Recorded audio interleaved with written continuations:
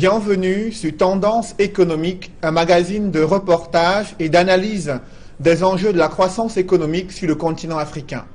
Les investissements privés ont chuté de près de 13,9% au premier trimestre 2016 au Cameroun.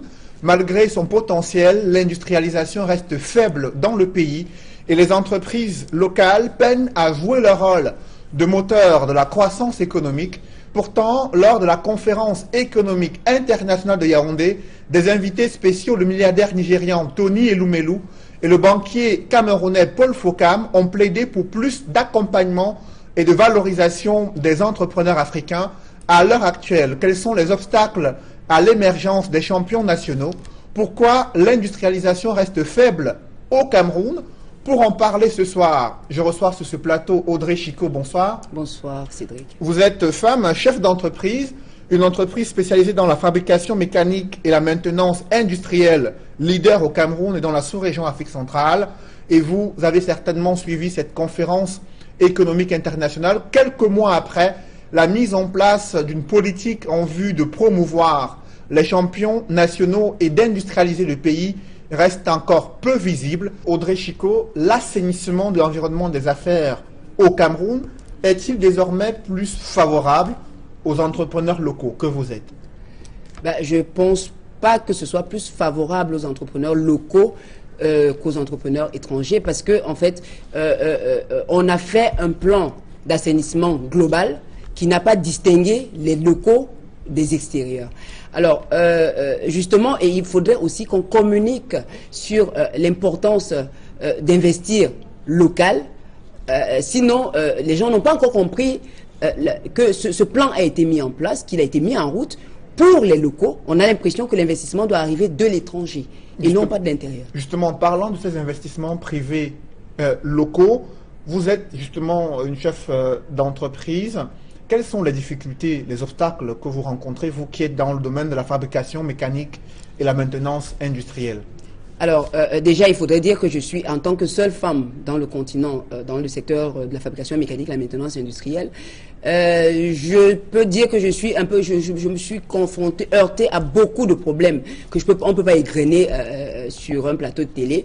Mais les principaux problèmes qu'on a, les principaux obstacles qu'on peut avoir, c'est d'abord cette absence de l'accompagnement de l'État.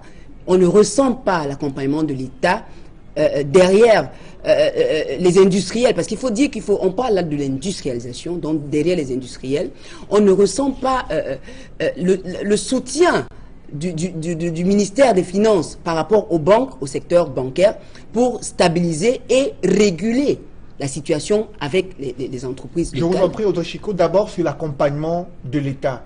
Qu'est-ce que vous attendez concrètement et qui ne semble pas venir de la part du gouvernement? Il existe déjà une agence nationale de promotion des PME. Il y a une banque des PME qui a été également mise en place. Qu'est-ce qui manque? Est-ce que ces structures réussissent à pouvoir jouer leur rôle, justement? Déjà, je vais dire qu'il y a plus de structures. En matière de structures, le Cameroun a, je pense, le plus gros panel de structures d'accompagnement qui existe actuellement en sous-région CEMAC. Parce qu'on a le bureau de mise à niveau qu'il ne faut pas oublier, on a le CCIMA, la bourse de sous-traitance et de partenariat. Maintenant, je pense que les agendas des uns et des autres ne sont pas très explicites. Du coup, les uns et les autres se retrouvent à faire des boulots, le même travail et on n'avance pas. On n'avance pas en réalité. Pourquoi? Parce que chacun se focalise, en fait, il s'approprie un peu le système comme une forme de terrain titré, où chacun a un titre de propriété et il doit imposer sa loi. Non. En fait, ce que nous attendons, en réalité, dans l'accompagnement, ce n'est pas tellement le fonds, l'argent en lui-même, mais nous voulons le matériel de production. Le matériel de production, ce qui m'amène à dire donc que ces organismes que l'État met en place doivent repenser leur politique en matière d'accompagnement et arrêter de mettre l'argent en avant parce que l'argent est le principal problème qu'on a dans ce pays. Un industriel veut une usine de fabrication mécanique, vous lui donnez une usine et des machines. Vous ne lui donnez pas de l'argent parce qu'on sait où l'argent finit généralement. Justement, vous posez le problème de la disponibilité du matériel de production. Et sur cet aspect-là, il faut savoir que le matériel est essentiellement importé de l'Occident. Est-ce qu'avec le port autonome de Douala, les barrières douanières, cela est évident pour vous de pouvoir justement entrer en possession de ce matériel-là pour pouvoir travailler, pour pouvoir assurer la maintenance industrielle et cette fabrication mécanique?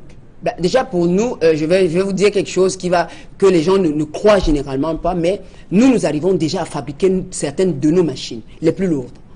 Donc ça doit vous dire que, en fait, ce que je veux en arriver au fait que, c'est pas seulement une question d'importation d'abord. Qu'est-ce qu'on a localement? Je ne suis pas seulement chef d'entreprise, je suis aussi la présidente de l'association des fabricants du Cameroun. On a un panel de plus de 62 fabricants au Cameroun. Mais à chaque fois qu'il faut fabriquer la moindre petite machine, on va la chercher en Asie. On ne veut pas savoir si localement on a la possibilité de le faire. On a les possibilités de faire tout cela.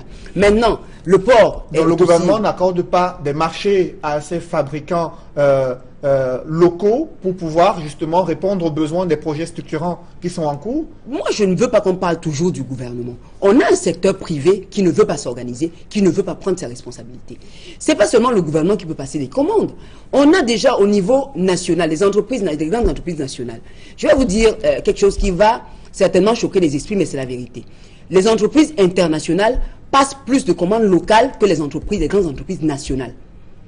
C'est un fait qui est établi et il est là. Comment expliquer cette situation-là? C'est simple. Cette situation, je vais l'expliquer comme me l'a expliqué en quelques mots le nouveau directeur général d'une des sociétés de la place.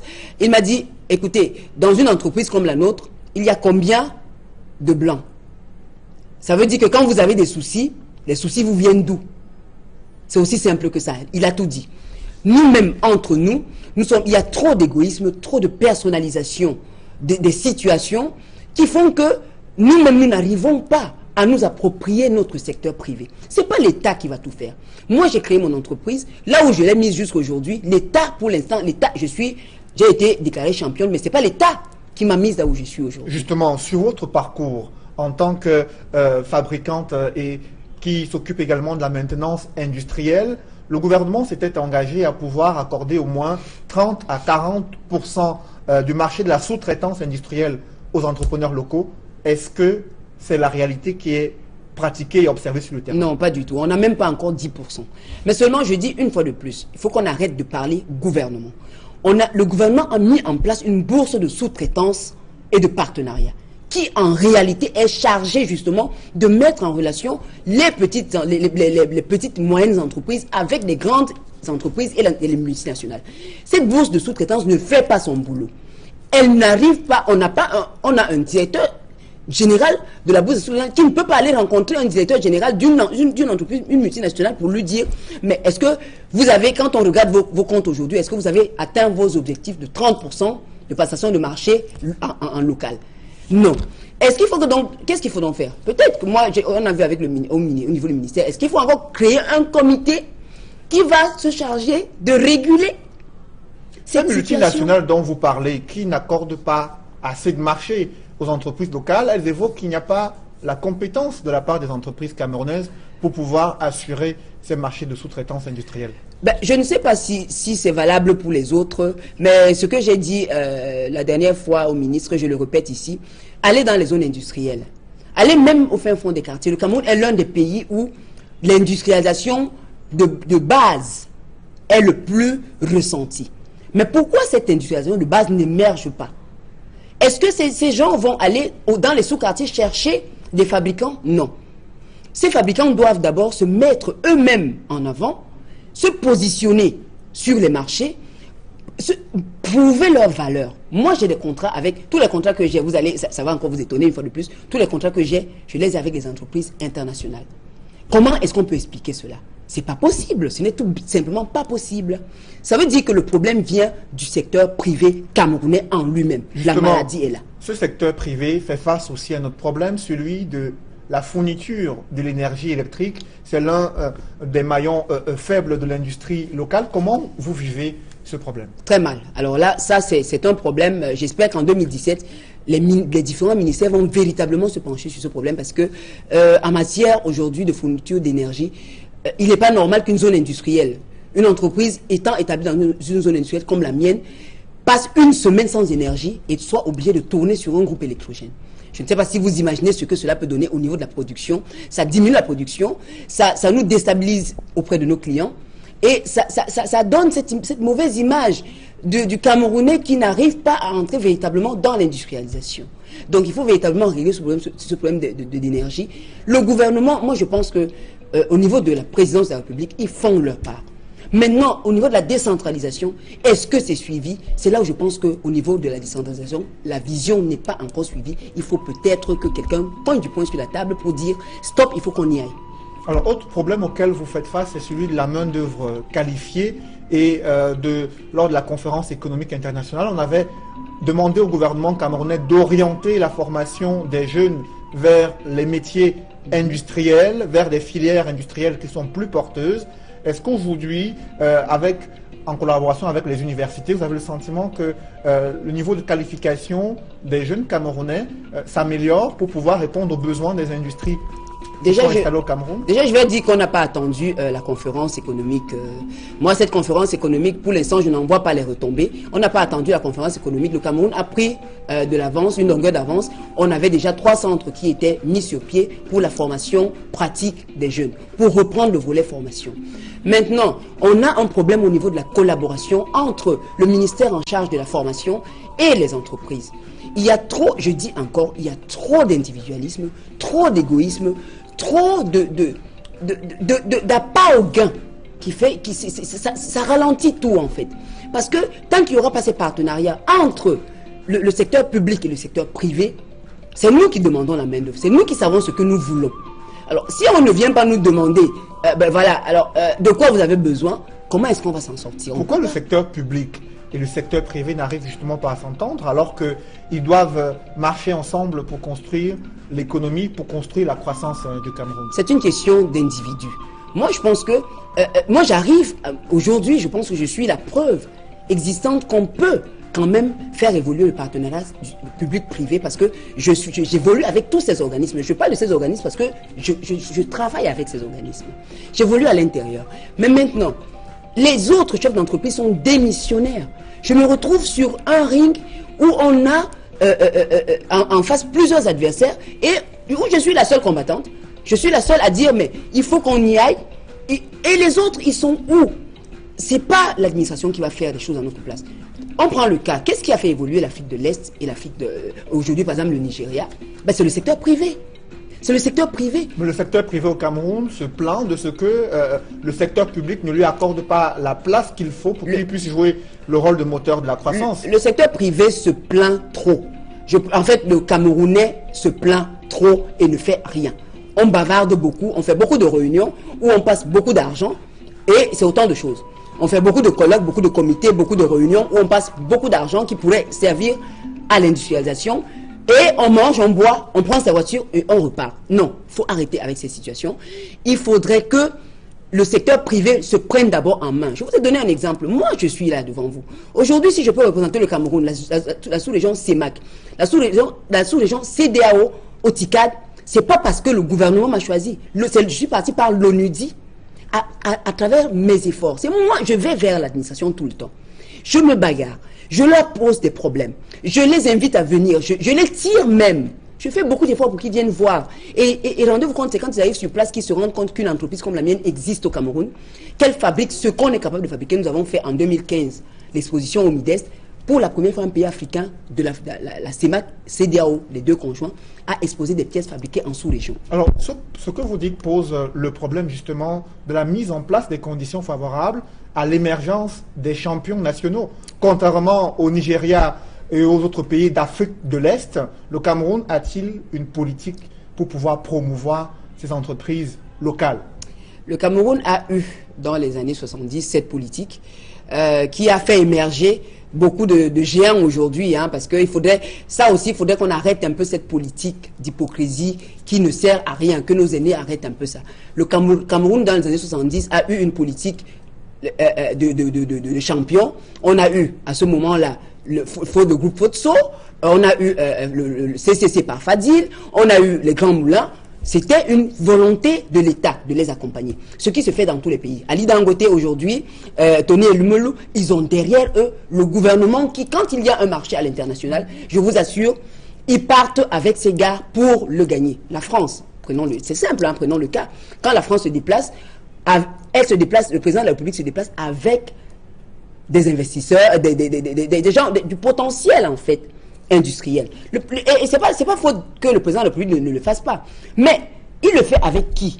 Avec les principaux regroupements patronaux qui se regroupent entre eux, laissent les entreprises intermédiaires, donc moyennes, et vont se pavaner, rentrent sans rien finalement, au finish, on a 2 ou 3 entreprises qui émergent. Maintenant, il y a une nouvelle dynamique qui est en train de se mettre en place pour remettre cette politique des champions sur pied. Quels sont donc les enjeux de la promotion des champions nationaux pour que les Camerounais et les Africains qui nous suivent comprennent quels sont les enjeux de promouvoir des entreprises africaines, des entreprises camerounaises pour qu'elles soient des championnes et qu'elles deviennent des capitaines d'industrie? Quel est l'enjeu?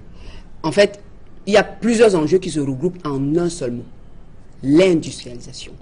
Si nous voulons nous industrialiser, peut-être même avant l'horizon 2035, il faut promouvoir les champions. On prend des champions, on les suit, on leur donne le nécessaire pour pouvoir fonctionner et non pas venir leur faire perdre leur temps en réunion, en colloque, en ceci. Non, c'est pas de ça qu'on a besoin. Je prends le cas. Ensuite, il faudrait vraiment, moi je voudrais revenir sur cette situation du Kaizen. Le Kaizen est un élément très essentiel dans toute évolution. On prend souvent le cas de l'Afrique de l'Est, l'Éthiopie et le Kenya. Qu'est-ce qui a fait éclore ces 2 pays? C'est parce que d'abord, ils ont eu 10 ans de Kaizen. De quoi il s'agit, cette stratégie? Alors, c'est une politique japonaise de revalorisation de l'être humain, de reconscientisation de l'être humain, de façon à ce qu'il se réorganise et optimise donc les valeurs qui sont les meilleures, ça veut dire les valeurs du travail, les valeurs même, parce que quand on a optimisé les valeurs au niveau de son milieu de travail, forcément on le transfère chez soi. Donc, on a commencé ce projet l'année dernière, on sera à la 2e phase cette année. J'exhorte, mais vraiment, il faudrait que ce projet soit soutenu et qu'il passe vers l'administration. Ça ne sert à rien de venir mettre un projet comme ça dans les industries. Ok, les industries vont changer de mentalité. Mais celle de l'administration reste forte, ferme, et elle va dans un sens le plus noir possible. Donc pour vous, le véritable problème à l'émergence, à l'industrialisation, c'est l'administration publique et ces lourdeurs bureaucratiques, la corruption et l'égoïsme de la part des fonctionnaires? Exactement. Maintenant que vous avez tout dit, comment est-ce que je vais le redire peut-être avec mes mots? Il faudrait que les mentalités changent. Les mentalités changent. Il ne faut pas que les gens attendent dans l'administration que ce soit le président de la République Paul Biya qui descende faire leur travail à leur place, ou alors qu'ils attendent qu'on leur donne un pot de vin pour qu'ils fassent leur travail parce qu'ils reçoivent un salaire pour faire ce travail. Ça veut dire que la corruption, les problèmes de corruption dont se plaignent généralement plus les étrangers, mais encore maintenant les Camerounais en sont plus victimes. Nous-mêmes, les Camerounais, nous-mêmes les chefs d'entreprise et les Camerounais de façon générale, arrêtons de corrompre. Peut-être à ce moment-là, il n'y aura plus de corrompus. Essayons de nous battre avec des moyens légaux qui existent. Il existe des moyens légaux pour entrer en possession de ces droits. Essayons d'abord de les utiliser avant. Et si ce n'est pas possible, on se plaint. Alors, une autre plainte, justement, que vous évoquez, vous qui êtes les chefs d'entreprise camerounais, c'est celui de la politique fiscale telle qu'elle est pratiquée. Est-ce qu'elle permet, justement, de pouvoir continuer à réaliser des chiffres d'affaires importants, dégager des bénéfices pour les réinvestir pour l'expansion, bien sûr, de vos différentes entreprises? Sérieusement, moi, je pense que oui. Je pense qu'en réalité, la politique fiscale actuelle, telle qu'elle est sur le papier, si elle était appliquée, permettrait à des entreprises d'évoluer. Parce que l'administration fiscale n'est pas seulement répréhensive. Elle n'est pas là que pour la brimade. C'est faux. Je ne sais pas comment les autres font pour travailler. Je sais qu'il y a beaucoup, c'est vrai, il y en a beaucoup qui arrivent et qui vous font un peu de chantage, qui essaient de vous menacer un peu. Mais vous êtes un chef d'entreprise. Vous avez pris des risques. Si vous n'êtes pas capable de défendre ce risque, qu'est-ce que vous faites donc là? Un inspecteur des impôts qui vient vous voir pour vous dire, eh ben voilà, madame, il vous faut donner ceci. Vous allez voir le ministre. Le ministre a le devoir de vous recevoir. Et moi, je dis à ces ministres aussi qu'il faut qu'ils comprennent qu'ils ont le devoir de recevoir les chefs d'entreprise parce que c'est nous qui payons les impôts qui permettent le bon fonctionnement de l'État. Justement, il y a la création des emplois au Cameroun qui reste un épineux problème, des emplois décents pour des jeunes. Est-ce que le gouvernement n'a pas un peu failli en se limitant à la création des emplois au lieu d'orienter les jeunes vers l'entrepreneuriat, vers la création des richesses? Je pense que le gouvernement met en place des choses. C'est ça qui me dérange un peu. C'est que quand on travaille avec le gouvernement, on connaît un peu ce qui se met en place. Mais c'est dans le suivi que tout se casse, en fait, en réalité. Aujourd'hui, depuis qu'on a commencé à parler de mentoring, d'essayer de faire des start-up, de les encadrer, tout le monde s'engouffre là-dedans. Pourquoi? Parce qu'il y a des subventions. Il y a des subventions, mais est-ce que ces subventions reviennent à ces jeunes? Non. Ce sont des choses qu'on doit faire par patriotisme. L'esprit patriotique a foutu le camp dans ce pays et tant qu'il ne sera pas revenu... Vous parlez du patriotisme économique, comme on l'a entendu aux États-Unis et en France. Patriotisme économique, promouvoir les nationaux dans le monde, dans la consommation des produits. Est-ce qu'au Cameroun, cette réalité-là existe? Non, elle n'existe vraiment pas du tout. Je vais vous prendre le cas, par exemple, d'un secteur qui me tient terriblement à cœur, le secteur bois. On importe dans tous nos ministères des meubles en aglo. Du bois, c'est pas du bois, c'est de la sciure de bois agglomérée. Alors que nous sommes un pays qui a du bois, producteur de bois. On a des artisans locaux qui font déjà un travail suffisamment élevé. Commençons d'abord, je pense qu'au niveau de la passation des marchés, il va falloir séparer en fait en deux. La passation des marchés commerciaux et la passation des marchés industriels. Parce que quand on mélange les deux, on dit passation des marchés, point. Un industriel n'est pas un commerçant qui va juste acheter et venir revendre. Un industriel, c'est quelqu'un qui transforme. Donc il a des conditions qui ne peuvent pas être les mêmes que celui qui va acheter et venir revendre. Qu'on les mette en concurrence, ça c'est une chose, mais qu'on mette des industriels en concurrence entre eux et en local. Si on dit, par exemple, dans un ministère, prenons je reste dans le secteur bois, on dit, on ne veut plus voir d'aglo. C'est simple, hein, c'est tout. Il n'y aura plus d'importation. C'est le cas au Nigeria, où on a arrêté l'importation des meubles pour promouvoir les artisans locaux. Au Cameroun, ce n'est pas encore le cas. C'est déjà le cas parce que le ministre Moutazier a impulsé là-dessus. Ça, et je dis pas seulement que, moi je parle pas de choses que je n'ai pas vues. Il a impulsé lors de la rencontre secteur public-privé à Douala et il a commencé à réaliser, j'ai vu des meubles de mes propres yeux à Yaoundé, dans son ministère, dont la finition n'est pas très très bonne. Je suis d'accord que la finition n'est pas bonne, mais comment est-ce qu'ils vont faire pour s'améliorer sinon pas des marchés? Vous voyez un peu ce que ça représente seulement l'équipement de l'État en matière de bureaux et d'ameublement. Ça peut faire générer un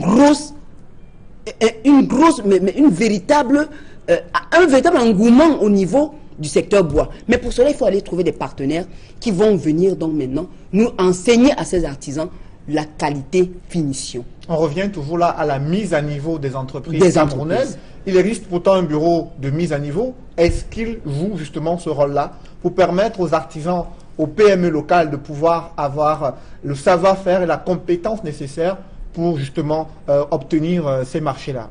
Je pense que c'est ce que j'en ai discuté la dernière fois avec Madame le directeur général. Je leur disais, je pense qu'on a biaisé les compétences du bureau de mise à niveau à partir du moment où on a scindé en deux catégories. On a l'aspect immatériel qui est subventionné à hauteur de 80%. L'aspect immatériel, ça veut dire les accompagnements, les cabinets, les consultants. Et l'aspect matériel qui est subventionné à hauteur de 20%. Quand on sait que dans une production industrielle, ce qui est le plus important, c'est la chaîne de production et donc les machines et le matériel. On vous dit que c'est subventionné à 20%. Pendant ce temps, le gros du chiffre part dans les cabinets et donc ce sera jamais rentable. Il faut repenser la politique du bureau de mise à niveau. C'est vrai, aujourd'hui peut-être parce que les fonds nous viennent beaucoup plus de l'extérieur, mais l'État camerounais a la capacité de mettre les fonds à disposition et donc inverser un peu cette tendance, qu'on passe de l'immatériel à 20%, qu'on passe de matériel à 80% et qu'on donne des solutions clés en main. Si vous nous rejoignez à l'instant, vous suivez Tendance économique. Cette émission est consacrée aux enjeux de l'industrialisation à travers la promotion des champions nationaux. Sur ce plateau avec nous, Audrey Chicot, promotrice d'une entreprise spécialisée dans la fabrication mécanique et la maintenance industrielle. On évoquait justement les possibles solutions pour amorcer cette industrialisation bien avant le cap de l'émergence fixé en 2035. Et on parle de la promotion des champions nationaux. D'autres pays nous ont devancés, le Nigeria, le Togo, également le Kenya, le Rwanda. Comment le Cameroun peut-il justement se mettre lui aussi sur les rails de cette promotion des champions nationaux? Alors déjà, il va peut-être falloir qu'au niveau des ministères, qu'on définisse exactement qui fait quoi. Promouvoir des champions, nous, mon entreprise a été promue championne et stratégique pour l'industrialisation du Cameroun. Mais au niveau de l'accompagnement à l'international, parce que il faut je peux dire que j'ai déjà sécurisé un peu au niveau du Cameroun, parce que je ne dois pas m'accaparer. Quand on a un champion, le champion doit tirer aussi les autres. Il faut faire attention à ça aussi. C'est que quand on a un champion, le champion doit comprendre qu'il a aussi des responsabilités. L'État investit sur vous et vous devez tirer les autres qui sont plus jeunes que vous, moins expérimentés que vous, vers le haut pour que vous puissiez avancer ensemble. Ça ne sert à rien d'être seul. Un champion, non, ça ne donne rien. C'est une équipe. C'est une équipe qui peut être gagnante. Maintenant, à côté de cela, moi je pense qu'il faudrait que le conseil technique de la présidente de la République se penche sur les cas de terrain. Le problème qu'on a principalement, c'est qu'on a une capitale économique et des industries qui sont excentrées de la politique et dont la politique, ça sert à Yaoundé parle de l'industrie qu'ils ne connaissent pas, qu'ils ne maîtrisent pas. Vous parlez là des réformes foncières pour permettre à les industriels et également de permettre de connaître les réalités plutôt, les réalités auxquelles c'est de connaître les réalités, c'est de descendre sur le terrain. Un ministre qui reste 365 jours dans son bureau à Yaoundé ne saura jamais ce qui se passe à la zone industrielle Madi de Bassa ou à la zone industrielle de Bonabéry. Ils ont commencé à descendre. C'est bien. C'est un début. C'est une amorce. Mais il faut que ça se multiplie. On ne peut pas avoir une seule rencontre par an avec le ministre, le Minepat, une seule rencontre du secteur privé et secteur public par an, c'est très peu. On a une seule rencontre avec le PM par an pour faire le point et la situation, c'est très peu. Entre-temps, je suis d'accord que les rencontres, moi, ça coûte trop cher de toutes les façons. Entre-temps, il faut qu'ils déploient leurs équipes. Pourquoi est-ce qu'on a des régions? Mais ces gens restent dans leur bureau. Quand ils descendent sur le terrain, c'est pour réprimander au lieu d'attirer, de conseiller, de conduire cette industrialisation. Qu'est-ce qui manque à la Chambre de commerce et d'industrie et l'artisanat pour qu'elle puisse véritablement s'occuper de tous les secteurs pour lesquels elle a été mise en place? Moi, je pense qu'il manque un peu de jeunesse. Je pense qu'il manque un peu de nationalisme et de patriotisme. Je parle de jeunesse, nationalisme et patriotisme parce que je pense que les trois vont ensemble. Il faut dire qu'il y a cette génération-là, il y a des industriels à la Chambre de commerce. Hein, parce que si on vous égrène le nombre dans les 26, il y a beaucoup d'industriels dedans. Mais ils ne s'en préoccupent pas du tout. Ce sont les grandes entreprises. Ce ne sont pas les moyennes entreprises. Moi, je suis membre aujourd'hui de cette Chambre de commerce. Mais est-ce que j'assiste aux réunions? Non, je ne sais même pas quand est-ce qu'elles se passent. La survie des PME n'est pas une préoccupation majeure pour la Chambre de commerce? Pas du tout. Et ils se relancent tous la balle. Ils vont vous dire à la Chambre du commerce que oui, mais c'est le problème du ministère de l'Industrie. Après, le ministère de l'Industrie va vous dire oui, mais on n'a pas de fonds pour assurer, et c'est vrai, pour assurer, par exemple, normalement, le ministère de l'Industrie devrait être le ministère, par exemple, pour accompagner les champions en industrialisation. On est d'accord là-dessus qu'on parle d'industrialisation. Mais maintenant, on a le bureau de mise à niveau qui fait la même chose, qui dit faire la même chose, mais qui fait la mise à niveau de l'immatériel. Et non du matériel. Et non du matériel, et non de la chaîne de production. Non de la chaîne de production. Alors, est-ce qu'il y a une place qu'on accorde véritablement aux Camerounais, aux entreprises camerounaises, dans ce plan d'industrialisation du Cameroun? Est-ce qu'on ne fait pas la part belle aux investisseurs étrangers plus qu'aux nationaux? Je pense qu'on fait la part belle aux investisseurs étrangers plus qu'aux nationaux. Mais maintenant, de l'autre côté, est-ce que les nationaux veulent vraiment investir? Quand moi j'entends tous les jours, oui, on a pris le plan épervier. C'est bien beau les plans éperviers et tout ça. Mais quand l'argent va plus vers l'extérieur, il faudrait investir à l'intérieur du pays, créer des entreprises qui permettent la création d'emplois et de richesses, qui vont permettre aux jeunes de s'occuper, qui vont permettre, moi j'ai dit, ou alors, dans ce cas, que les Gabonais, quand il y a une fuite de fonds chez les Gabonais qui viennent investir au Cameroun, que les Camerounais, quand il y a une fuite de fonds, qu'ils aient investi en Guinée équatoriale, et du coup, on va avoir une zone CEMAC qui va devenir homogène à un moment ou à un autre. Je dis ça comme ça en rigolant, mais c'est très sérieux cette histoire-là. Les Camerounais eux-mêmes n'ont pas encore compris que l'industrialisation du Cameroun leur appartient. Et il faut aussi que le gouvernement crée des conditions favorables à l'émergence de cette industrialisation. Merci Audrey Chicot d'être venue sur ce plateau. Je rappelle que vous êtes promotrice et chef d'entreprise, une entreprise spécialisée dans la fabrication mécanique et la maintenance industrielle. Mesdames, Messieurs, c'est la fin de cette émission. Merci de l'avoir suivi. Rendez-vous dans une semaine pour une nouvelle édition de Tendance économique.